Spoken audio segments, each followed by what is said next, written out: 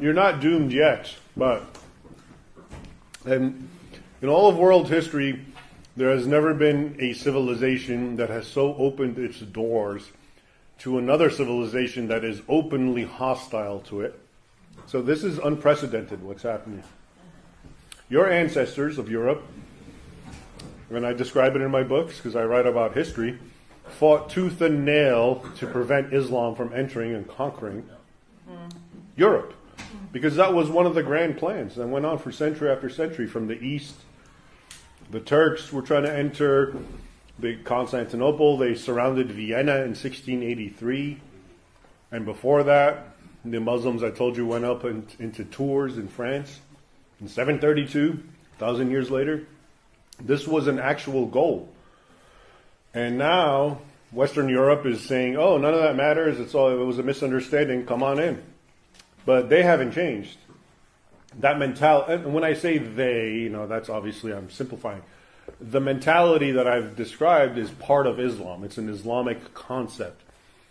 So the Islamic State, you're told, oh yeah, they have nothing to do with Islam. They've twisted it. No, they haven't. They are a representation of what Islam, the caliphs, the sultanates, the emirates, that's how they operated. The heads of Islam, the grand imams and the muftis said the same exact thing.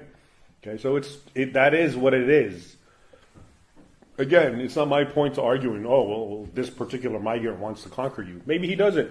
Maybe he's looking for a good life. I understand that, and that's what makes it complicated. But to just open your borders completely to that demographic, which has within it, not all of it, but within it, that kernel of animosity for Christians and so-called infidels and the imperative to conquer the world in the name of jihad for Allah, which they're the good guys, keep in mind.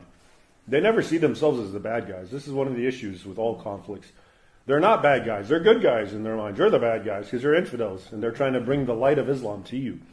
So that's another aspect of how moral, or the morality that they feel. They're the good guys, okay, in doing this.